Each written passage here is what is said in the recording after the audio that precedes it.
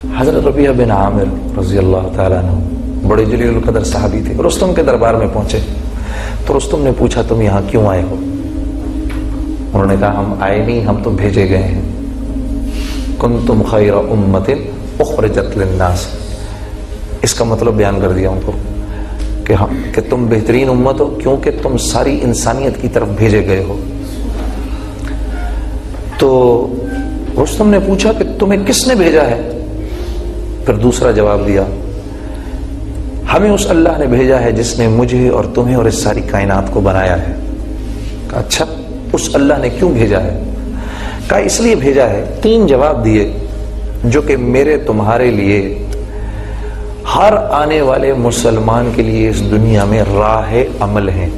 کیا تین جواب دیے؟ پہلا جواب اس اللہ نے ہمیں اس لیے بھیجا ہے تاکہ ہم لوگوں کو انسانوں کی غلامی سے نکال کر ایک اللہ کی بندگی میں کھڑا کر سکیں۔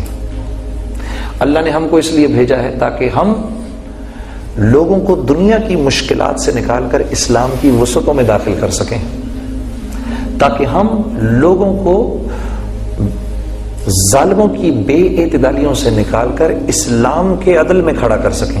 ہم اس لیے بھیجے گئے ہیں۔ یہ تین کام ہیں ہمارے،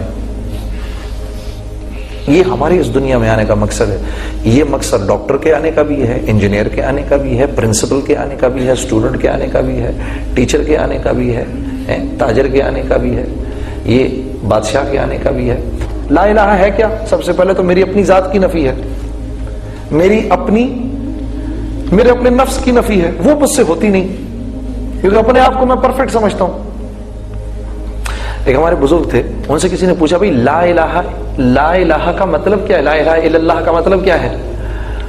انہوں نے کہا لا الہ الا اللہ کا مطلب ہے اے اللہ میں میری من چاہی نہیں پہ نہیں چلوں گا، رب چاہی پہ چلوں گا۔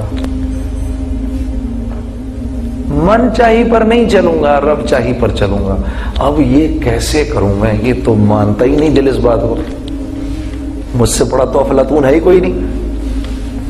میں کیسے اپنی منمانی چھوڑ کر جنید جمشید کے بتانے پر چلوں، یا مولوی طارق جمیل کے بتانے پہ چلوں، یا فلانے کے بتانے پہ چلوں، یا فلانے کے بتانے پہ چلوں؟ میں تو خود سب سے بڑا افلاطون ہوں۔ اس چیز نے شیطان کو مروا دیا۔ جب اللہ نے کہا نا سجدہ کرو آدم کو، تو اس نے کہا یہ مٹی کا بنا ہوا کل کا بچہ، میں اس کو سجدہ کروں؟ میں آگ کا بنا ہوا؟ سجدے کے لیے 100 سال فرشتے حضرت آدم کے سامنے پڑے رہے سجدے میں، 100 سال۔ یہ 100 سال تک منہ پھیر کے کھڑا رہا، میں نہیں کروں گا۔ اللہ نے موقع دیا، ابھی بھی کر لو، ابھی بھی کر لو، ابھی بھی کر لو، ابھی بھی کر لو۔ 100 سال کا موقع دیا۔ پھر پوچھا، ایک دم باہر نہیں نکالا، پھر پوچھا تو نے کیوں نہیں سجدہ کیا؟ اس وقت ہی کہہ دیتا یا اللہ غلطی ہو گئی۔ تو اللہ کو دلیل دی اس نے، جیسے ہم آج دلیل دیتے ہیں۔ جنید صاحب ایک منٹ، آپ کے یہ کہاں سے یہ بات، یہ کیسے، یہ اس کی کیا دلیل ہے اس بات کی؟ مسلمان آج اللہ کے حکموں پر دلائل مانگتا ہے، دلیل دے مجھے آپ۔ اس نے اپنے علم سے ایک چیز کو مرتب کیا، اس کے علم کا اور میرے علم کا کیا مقابلہ؟ یہ ایسے ہی ہے جیسے میں اپنے 1.5 سال کے یا 1 سال کے بچے کو وہ آگ میں ہاتھ ڈالنا چاہ رہا ہو، میں اس کو روکوں تو کہ ابا تو مجھے کیوں روکتا ہے؟ پہلے دلیل دے مجھے اس بات کی کہ تو مجھے کیوں روک رہا ہے تو اس آگ میں ہاتھ ڈالنے سے؟ ہاں تو میں اس کو دلیل دوں گا یا ایک اس کو چپت رسید کروں گا؟ تو اس بچے کی اور میری عقل میں تو کچھ موازنہ ہو سکتا ہے، بندے اور رب کی علم میں اور عقل میں کیا موازنہ ہو سکتا ہے؟ اللہ نے جب عقل کو پیدا کیا تو اس کے 100 حصے کیے، ایک حصہ مجھے، آپ کو اور جتنے انبیاء آئے ہیں ان کو دیا، اور 99 حصے جناب رسول اللہ صلی اللہ علیہ وسلم کو دیے۔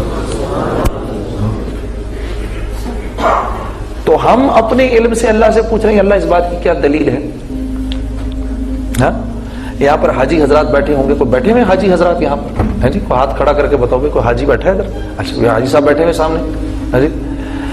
اگر واقعی اللہ کے ہر حکم کی کوئی دلیل چاہیے مجھے تو میں ان سے کہوں بھائی وہ جمرات میں جو میں پتھر جا کے مارتا ہوں تو میں پتھر کیوں مار رہا ہوں بھائی؟ ادھر وہ شیطان تو نہیں کھڑا ہوا وہاں پر؟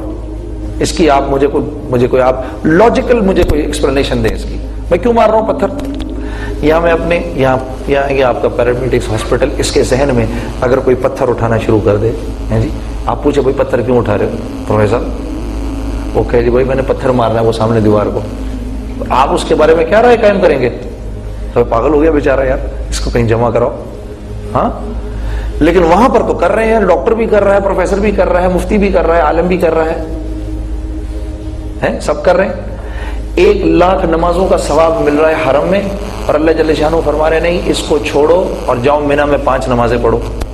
وادی میں، کھلی وادی کے اندر، وہاں کیا تک ہے 5 نمازیں پڑھنے کی؟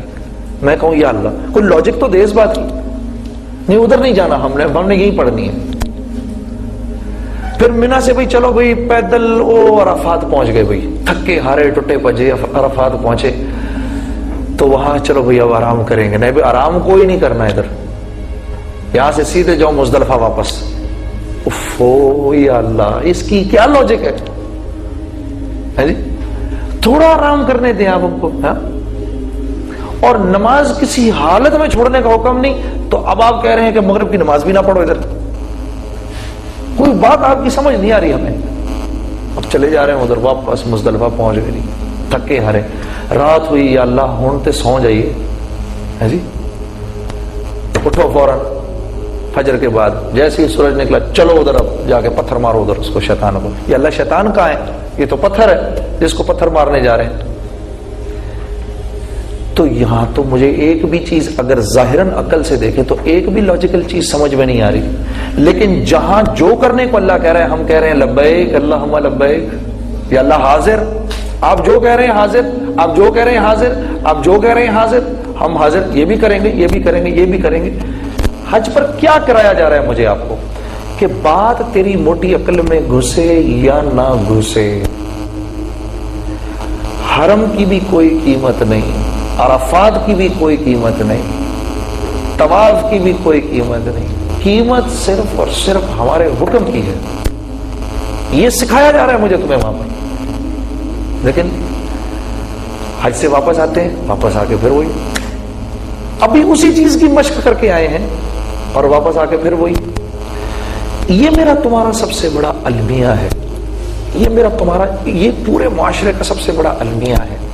اللہ کو اللہ سب مانتے ہیں، اللہ کی ماننے کو تیار نہیں. اب آدمی کیسے میں اللہ کے حکموں پر آؤں؟ کیونکہ جب تک اللہ کے حکموں پر آؤں گا نہیں، نہ میری زندگی سرسبز و شاداب ہوگی، نہ یہ معاشرہ پنپ سکے گا.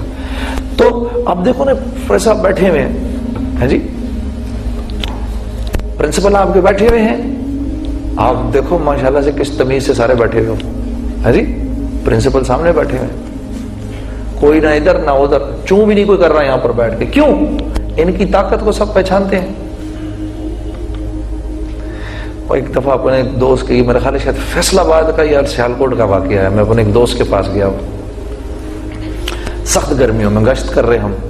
تو اس نے پوچھا یار کیا آپ پیو گے کچھ چائے وغیرہ؟ میں نے یار کوئی ٹھنڈا پلا یار، اور ٹھنڈی بوتل پلا، کوئی بہت پیاس لگی. وہ گھنٹی بجائی اس نے، پتہ نہیں کس طرح گھنٹی بجائی اس نے. تھوڑی دیر کے اندر وہ جو اس کا ملازم تھا وہ ٹھنڈی بوتلیں لے کر اندر آ گیا.